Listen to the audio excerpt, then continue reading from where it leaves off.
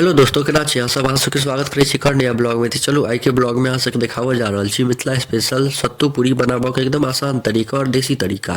तो ई ब्लॉग में बहुत मजा आयत, अहाँ सब अंत तक बनल रहब। तो देखियो, सबसे पहले प्याज के एकदम पतला पतला काटि लेब। ओहिके बाद धनियो पत्ता सबके पतला पतला बारीकी से काटि कऽ तैयार कऽ के राखि लेब। एम्हर जम्बीरी नेबो 1.5 गो के काटि कऽ राखि लेब। ठीक छै, ई सब अपन तैयार कऽ के सब सामग्री के तैयार कऽ के राखि लेब। ठीक छै। आ इम्हर दोसर तरफ मिक्सी में हरियर मिरचाई 10-11 गो अदरक और लहसुन के धऽ लेब। आ इमे हल्का पानि दऽ देबै और एकरा मिक्सी में बढ़िया से चला लेब। देखियो, एहि हिसाब से एकदम बढ़िया से पतला कऽ लेबै। ठीक, एकरा चला के एकदम साइड में राखि देबै। आब लोहिया में तेल धीपऽ ले दऽ देबै। देखियो, एते फ्लेम पर तेल नहीं धीपले, हम जीर खसा देलिए तो भऽ जेतै। तेल धीप जायत तो ओहिमे जीर खसा देबै। जीरो गरम भऽ जाए, जरि जाए तो ओहिके बाद ओ जे पेस्ट बनेने रहिए अदरक और लहसुन और हरियर मिरचाई के, ओहिमे डालि देबै। ओहिके बाद एकरा बढ़िया से कनी भुजबै। अदरक रहै छै ने, तऽ कनी बढ़िया से भुजबै। 5 मिनट तक एकरा बढ़िया से भूजब। ई भुजा जाए तो ओहिके बाद प्याज खसा देबै। प्याजो के 5 मिनट तक बढ़िया से भुजबै। 5-10 मिनट तक बढ़िया से भूजब, जे दुनू लहसुनो सब भुजा जाए और प्याजो भुजा जाए। इहो सब भुजा जाएत तहन ओहिमे अहाँ सब सत्तू खसा लेब। ठीक छै। देखियो, आधा किलो सत्तू खसा सकै छी। आधा किलो नहीं, 250 ग्राम। हाँ, 250 ग्राम खसा सकै छी। आधा किलो बहुत भऽ जायत। 250 ग्राम या ओहिसँ कनी कमे, ओहिमे से बचा लेब कनी 50 ग्राम। तो एते खसा के ओहिके बाद बढ़िया से मिला लेब एकरा सबके। देखियो, एहि हिसाब से जे पूरा सत्तू में मसाला सब लागि जाए। जे भी मसाला अपना सब भुजलिए ये, सब मसाला आराम से लागि जाए। ये बहुत हेल्दी छै, बहुत एहिमे प्रोटीन छै। देसी प्रोटीन सत्तुए छै, तो एकदम हेल्दी पराठा बनत। एहिमे कोनो और मसाला सब पड़बे नहीं करै छै। एगो खाली नमक पड़तै और किछु नहीं पड़तै।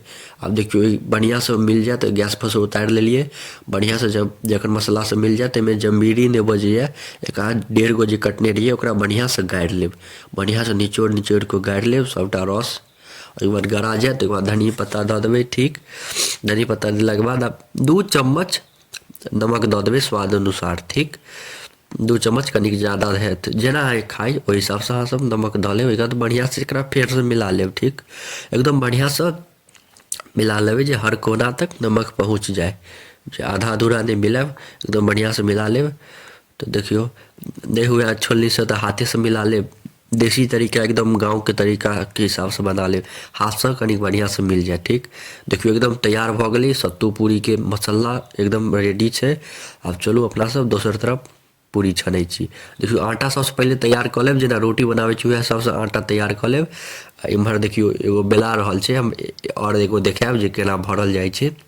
से पहले ई देख ली, गोल गोल बेला गेलै। आब तेल गरम भऽ जाएत एहिमे, तहन ओहिमे की कहै छै छानले दऽ देबै। आब देखियो, एगो गोली काटि लेब। फिर जे हिसाब से देखा रहल छी एना कऽ लेब। एहिमे गड्ढा बना लेब। ठीक छै, गड्ढा बनि जाए तो ओहि हिसाब से बढ़िया से भरि देबै मसाला के, जे मसाला अपना सब तैयार केने छी। ठीक छै, मसाला भरला के बाद एकर मुँह के बंद कऽ देबै एहि हिसाब से, जे हिसाब से देखा रहल छी। इम्हर तावत ई छना रहल छै एगो। देखियो कते मस्त सुंदर एकदम फूलल फूलल भऽ रहल छै। आ इम्हर अपन तावत एगो के तैयार केने जाएब। ठीक छै, जेना जेना देखा रहल छै ओहि हिसाब से अपन बेलने जाएब। देखियो, एहि हिसाब से अपन बेलब। ठीक छै, इम्हर आब अथियो भऽ गेल हैत, पूरी एगो बनि गेलै तऽ एकरा निकालि लेबै एहिमे। देखियो, एकरा प्लेट में निकालि लेब। फिर एकरा बढ़िया से एकदम बढ़िया से बेल लेब। गोल गोल नहियो हैत, जेहनो हैत बढ़िया से बेल लेब। आ बेललाके बाद फिर एकरो बढ़िया से छानि लेब।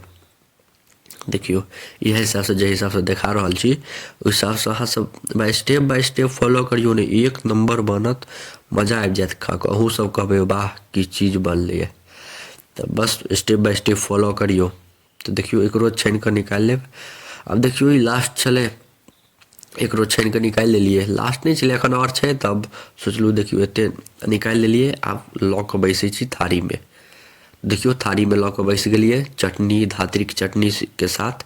जे सब नहीं देखने हैं धातृ के कहै छी धनी पत्ता के चटनी, वो हम यूट्यूब चैनल पर डालि देने छी। जे सब नहीं देखने हैं जाकर जरूर देखब। देखियो, पूरी में एकदम बढ़िया से भरायल छै मसाला सब। अब चटनी में लगा कऽ मस्त बढ़िया से खाओ। एक नंबर लागत। अहाँ सब घर पर जरूर एक बेर ट्राई करब। तो अहाँ सब कते देर तक देखो के लिए धन्यवाद। निक लागत तो लाइक कमेंट शेयर सब्सक्राइब जरूर करब। मिलै छी अहाँ सबसे अगला नेक्स्ट ब्लॉग में। धन्यवाद।